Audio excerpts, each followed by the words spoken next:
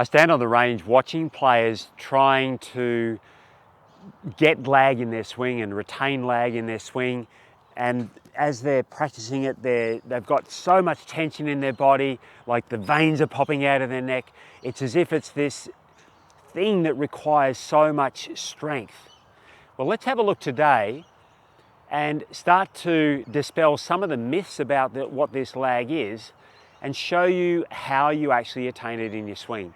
There's a few things we need to do quite correctly, and they're very different to what they're perceived to be. Hi, I'm Peter Knight. I've created this channel to help you play the best golf you possibly can. And with these videos, that's my intention, is to help you. And if you subscribe, you'll get one of these videos every single week, unless I don't produce one on that week. But let's look today at club lag. So the first thing, if we look conceptually at what the golf swing is, the golf swing is simply a lever system that's being rotated by the body. So if I hold the club just in my thumb and forefinger of my right hand, when I move my arm backwards and forwards, when I change direction, in fact, when I change speed or change direction, it causes the club to swing. So as I start back, I get to the end of the movement here, and even if I don't change direction, if I just stop my arm, the club keeps going because it's got its own momentum. When I change direction, because the club wants to keep going the same way it was in the back movement, it actually hinges and hinges more, so much so that it hits me. So in the golf swing, we're looking to achieve the same type of thing in order to create that club trailing behind the arm or arms in the downswing. So the first key is that we need to let the club and your arms act like nice free levers with a hinge in the middle, and that hinge is our wrists. So if I've got any tension in my wrists whatsoever, I prevent the club from working in a nice free motion. So as the club moves back and through, if I swing the club back with my wrist nice and light, and then as I get to the end of the backswing, again, my arms are slowing, same as the description with that one-handed movement, and that's going to cause the club to hinge. Now, it's probably already going to begin to hinge during the motion of the backswing anyway, because my arms are folding, but certainly as I get to the end of the backswing, my arms are slowing down. They're about to change direction, so of course they're going to slow down. What that'll do is that keeps that hinge going for a little bit. Now, here's the real key to keeping that lag movement as you start the downswing. If we look first of all at the things that are going to disrupt it, so anything that causes the club to start to move into line with the arms, which is generally hand motion, that's going to cause the club to start to move into line with the arms. So again, I've lost that trailing effect or that lagging effect of the club swinging down. So in order to retain it, I need my wrist to be nice and soft. So when I get to the end of the backswing and start down, it's very much a neutral condition. Now, what I mean by that is, if you're driving a manual car and you put your foot on the clutch, nothing happens. It disengages the engine, so to speak. So that there's or the gearing, so that there's no ability for the engine to either make the car go faster or slower. So you put the clutch in when you're changing gears. So it's very much the same with a golf swing.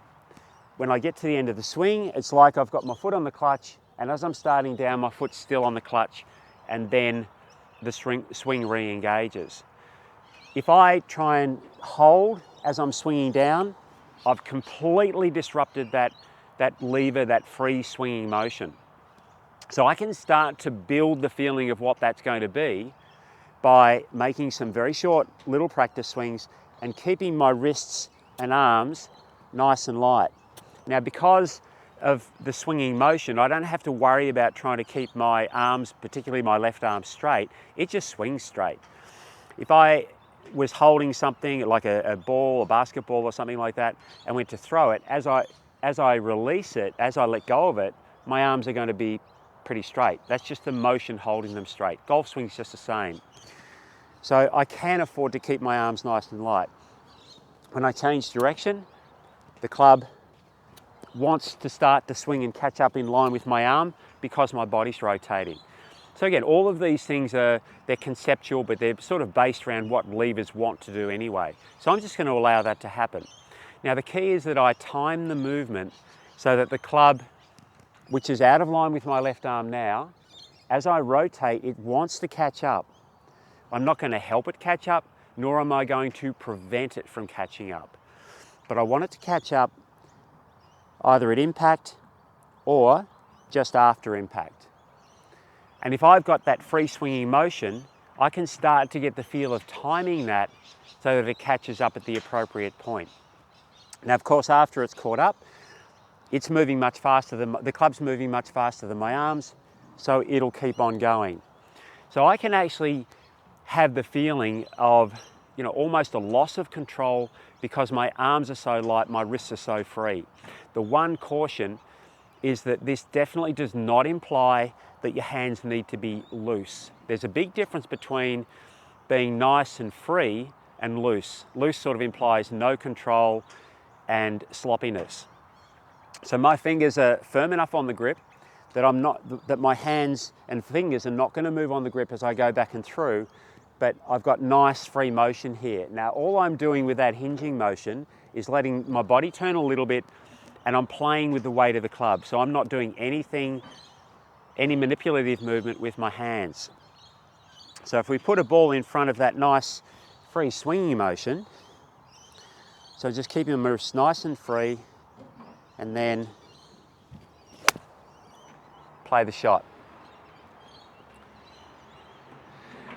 So it's not an effortful movement, and sustaining the lag is not an effortful movement either, or not an effortful part of that swing. So practice finding the timing with that movement, even getting to the end of the short little swing here and seeing how when your arm's slow, the club wants to keep going. That creates that lag. I change direction, and as long as the club's trailing, as I swing it wants to catch up, but again I'm timing the catching up without trying to manipulate the movement. So ideally it's not manipulated at all. May take some practice, but play with it with short swings to begin with, and then build the speed and build the range of movement. And you'll find that not only will you actually gain more control and power, but your consistency will increase massively as well.